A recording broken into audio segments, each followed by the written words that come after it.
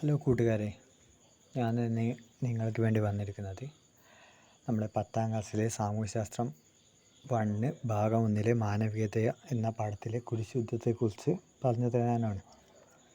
കുരിശുദ്ധം ഒരു ഇമ്പോർട്ടൻ്റ് ടോപ്പിക്കാണ്. അതിൽ നിന്ന് നിങ്ങൾക്ക് ചോദ്യം പ്രതീക്ഷിക്കാം. ആ ഭാഗം പഠിക്കുന്നതിലൂടെ നിങ്ങൾക്ക് ചെറിയൊരു മാർക്ക് അവിടെ സ്കോർ ചെയ്യാൻ പറ്റും. അപ്പോൾ കുരിശുദ്ധം എന്നതിനെ കുറിച്ചിട്ട് ഞാൻ പറയാൻ പോകുന്നത്. കുരിശുദ്ധം നടന്ന കാലഘട്ടം CE 11ാം നൂറ്റാണ്ട് മുതൽ 13ാം നൂറ്റാണ്ട് വരെയാണ്. ഒന്നുകൂടി, കുരിശുദ്ധം നടന്ന കാലഘട്ടം CE 11ാം നൂറ്റാണ്ട് മുതൽ 13ാം നൂറ്റാണ്ട് വരെയാണ്. എന്താണ് കുരിശുദ്ധം? വിശുദ്ധ നാടായി കരുതപ്പെടുന്ന ജെറുസലേമിന് വേണ്ടി ഇസ്ലാം മത വിശ്വാസികളും ക്രൈസ്തവരും തമ്മിൽ നടന്ന യുദ്ധമാണ് കുരിശുദ്ധം. ആരൊക്കെ തമ്മിലാണ്? ഇസ്ലാം മതവിശ്വാസികളും ക്രൈസ്തവരും തമ്മിൽ. വിശുദ്ധ നാടായി കരുതപ്പെടുന്ന ജെറുസലേമിന് വേണ്ടിയാണ് ഇവർ ഈ യുദ്ധം നടത്തിയത്.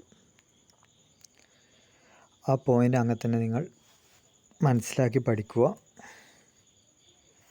അതുപോലെ തന്നെ ഏഷ്യയുടെയും യൂറോപ്പിൻ്റെയും രാഷ്ട്രീയ, സാമൂഹിക, സാമ്പത്തിക ജീവിതത്തിൽ നിർണായക സ്വാധീനം ചെലുത്തിയ യുദ്ധമാണ് കുരിശുദ്ധം.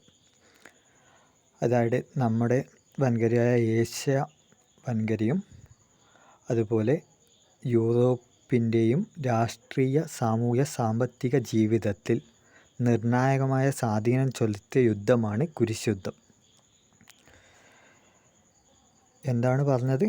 കുരിശുദ്ധത്തിനെ കുറിച്ചിട്ട് വിശുദ്ധ നാടായി കരുതപ്പെടുന്ന ജെറുസലേമിന് വേണ്ടി ഇസ്ലാം മതവിശ്വാസികളും ക്രൈസ്തവരും തമ്മിൽ നടത്തിയ യുദ്ധം. അതാണ് ഒന്നാമത്തെ പോയിൻ്റ്. പിന്നെ ഏഷ്യയുടെയും യൂറോപ്പിൻ്റെയും രാഷ്ട്രീയ, സാമൂഹിക, സാമ്പത്തിക ജീവിതത്തിൽ നിർണായക സ്വാധീനം ചെലുത്തിയ യുദ്ധമാണ് കുരിശുദ്ധം. കുരിശുദ്ധത്തിൻ്റെ ഫലമായി കുരിശുദ്ധങ്ങൾ കിഴക്കൻ ലോകത്തെ സംസ്കാരങ്ങൾ, നഗരങ്ങൾ, അവിടങ്ങളിലെ ജനജീവിതം തുടങ്ങിയവയുമായി ഇറ്റാലിയൻ നഗരങ്ങൾക്ക് പരിചിതമാകാൻ സഹായിച്ചു.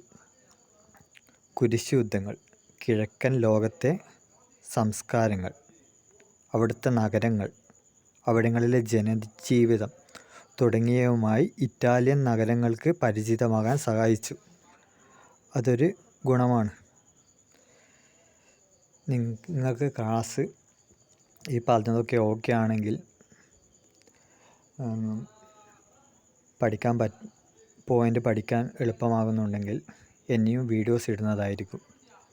അതുകൊണ്ട് നിങ്ങൾ എൻ്റെ ചാനൽ സബ്സ്ക്രൈബ്, ലൈക്ക്, ഷെയർ മറ്റു കുട്ടികൾക്ക് ഉപകാരപ്പെടുന്ന രീതിയിൽ ചെയ്യുക.